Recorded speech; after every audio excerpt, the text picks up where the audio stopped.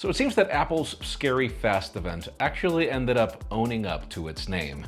As yes, Apple's M3 chips are pretty crazy and already bringing 3nm power to the market. The result of these new SoCs is an updated iMac and a pretty interesting approach to the MacBook Pro. And well, it seems that Samsung planned features for its next Galaxy that are actually better than we expected. I'm Jaime Rivera, and don't you just love how we went from Techtober to chip season already? And we're still not done with Techtober? This is Pocketnow Daily.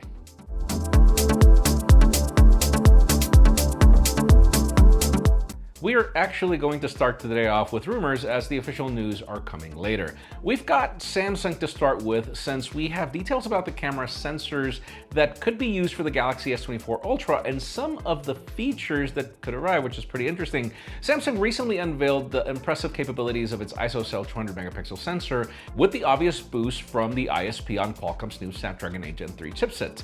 This sensor introduces an innovative feature called Zoom Anyplace, which I know, the name is weird, but anyways, it automatically tracks subjects within a video while simultaneously capturing full-frame zoomed out footage of the entire scene. This essentially enables the sensor to record two 4K video streams, one cropped and one wide angle, offering flexibility in framing adjustments post-capture, available for both the 2x and 4x zoom levels. Notably, this feature maintains 4K resolution and tracks subjects dynamically as they move within the frame. Additionally, the ISOCELL sensor showcases the end-to-end AI remosaic approach for image processing, departing from the conventional sequential processing method. This approach integrates color, tone, noise reduction, sharpening, HDR or demosaicing, white balance, and lens shading correction simultaneously, resulting in a double capture speed, reduced processing time, and enhanced image quality. Although Samsung's presentation labeled these features as for illustrative purposes only, they are expected to be included on the Galaxy S24 Ultra, as the device is confirmed to be powered by the new Snapdragon chipset with the 200-megapixel sensor as well. Looks pretty interesting. I actually got to see a demo of this at the Snapdragon Summit, but looking forward to the implementation in real-world testing, as the demos were outdoors and we couldn't really film it.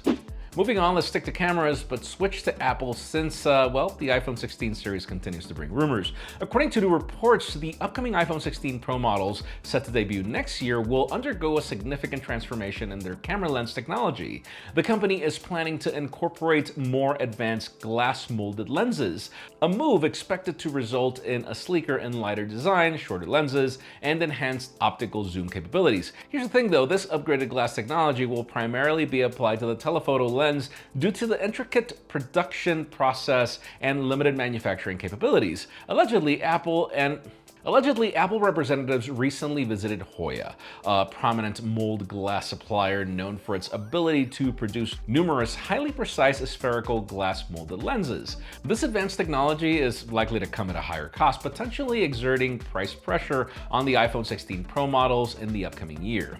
Earlier in July, Digital Chat Station discussed the use of molded glass technology in the iPhone 16 Pro models, hinting at the introduction of a super telephoto lens. Now, the term super is typically associated with cameras featuring a focal length exceeding 300mm, a significant leap to the current 5x tetraprism lens with 120mm zoom in the 15 Pro Max. Both the 16 Pro and Pro Max are anticipated to offer the enhanced tetraprism capabilities currently available only on the Pro Max, though the speculation is that the super zoom features are once again going to be limited to the Pro Max, potentially providing it even more advanced optical zoom capabilities compared to the 16 Pro model. We'll see how it goes. Now, let's move on to official news and continue with Apple, since the company's Scary Fast event happened last night, and let's just say the company did not disappoint.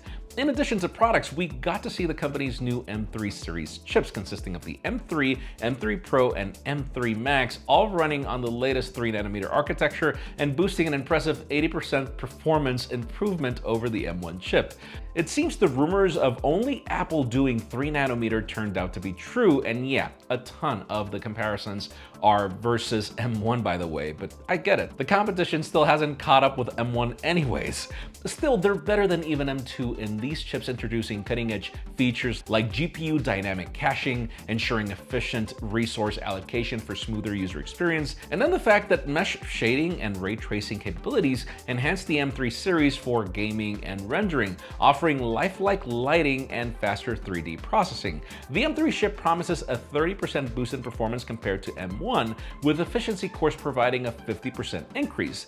Now, notably, this doesn't compromise power efficiency, as the M3 CPU operates at just half the power of the M1 and a fraction of Intel's power consumption.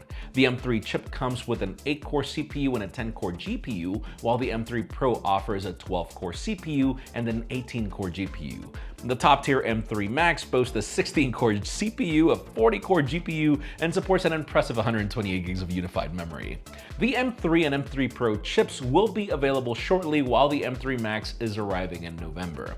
Now, as for devices, let's start with the 24-inch iMac, which finally got an upgrade. In terms of design, it looks pretty much the same as its predecessor, so I'm not going to go into those details, with some minor tweaks, but nothing extremely noticeable. The display is also the same as before, with a 4.5K resolution, but yeah, you're now getting it with M3, which is, listen, a dramatic boost. And finally, for the hottest news today, let's just continue talking about Apple, because yes, the new MacBook Pros powered by the new chips are finally official. The lineup now kicks off with a cheaper 14-inch MacBook Pro model powered by the entry-level M3, providing a more budget-friendly entry point of $5099. Yes, this means that the 13-inch MacBook Pro with Touch Bar is gone, which is good, but I'm not gonna lie, I did want a lighter MacBook Pro with M3, even if they would have grabbed the MacBook Air and just rehashed it with M3 and a better display or something like that. I don't know, but lighter.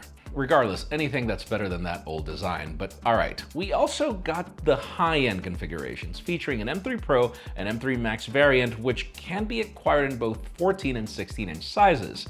Apple claims that the M3 Pro surpasses its previous generation M2 by up to 20% in terms of speed, while the M3 Max outperforms the M2 Max by an impressive 2x, which is the reason why I'm telling you it's not the same case for everything. And then battery life has been certified to an impressive 22 hours depending on the model that you want, with the M3 Pro variant not doing that well. And Apple guarantees consistent performance whether the laptop is plugged in or running on battery power.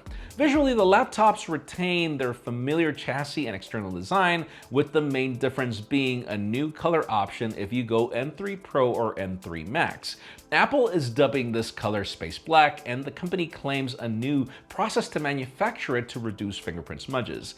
The Liquid Retina XDR display also received a noticeable boost in brightness, enhancing the overall visual experience. The M3 MacBook Pro is now available for ordering, while the M3 Pro and M3 Max versions of the 14 and 16-inch MacBook Pro models will hit the market next week.